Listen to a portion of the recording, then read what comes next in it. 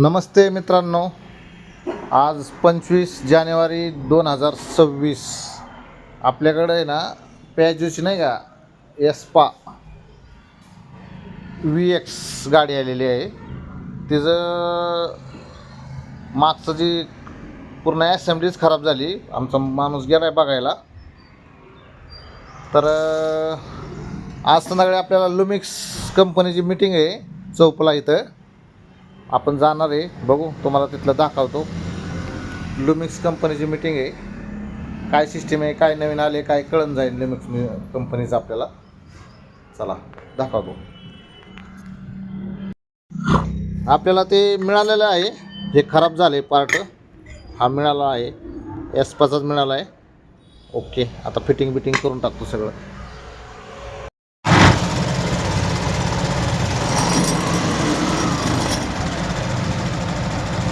Okay ना, चालतंय, ठीक आहे. टाक सगळं, ते कवर जोडून टाक.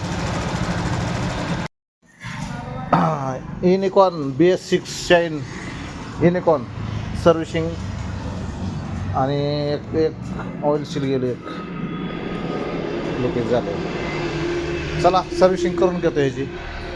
संध्याकाळी परत 5 वाजता लुमिक्सच्या मीटिंगला जायचं आहे.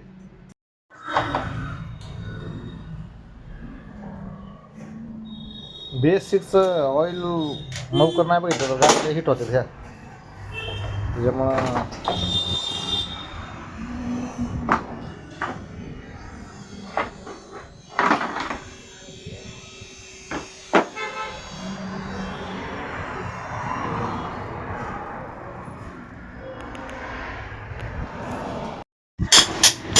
बघा. सर्व 40 BS6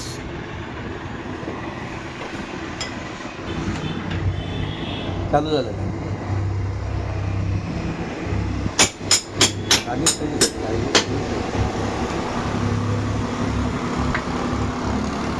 सर्वच ऑइल ब्रँड आहे. आजपर्यंत मी आता 30 वर्ष झालं वापरतो, पण नाही काय अडचण आली. दिलं झालं नाही.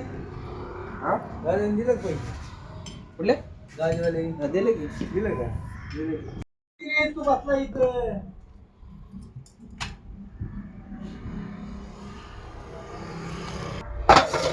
वाईस सर्व्हिस बघायला पलीकडे त्या ह्याच्यात ठेवून दे का मला.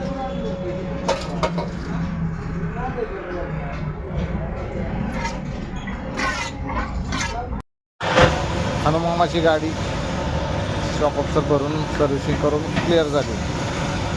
ओके.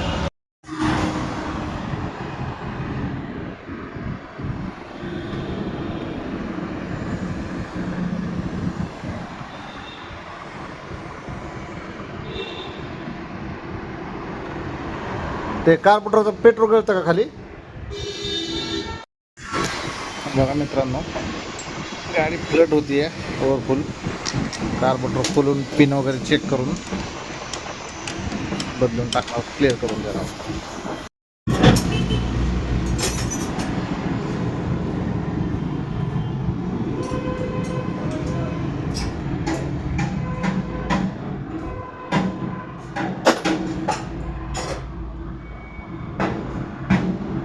पिनला पूर्ण असा गाळा पडलाय खाली, त्याच्यामुळं पेट्रोल खालून गळून जातं आणि फ्लड होते, चालू आहे, ताप देते गाडी.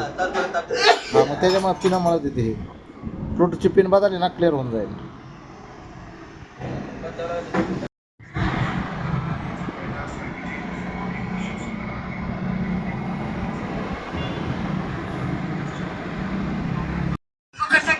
पेट्रोल कार्बोरेटर फ्लूट पिन टाकल्यावर क्लिअर झालं. स्टार्टिंग कॉईल खराब झालेली आहे.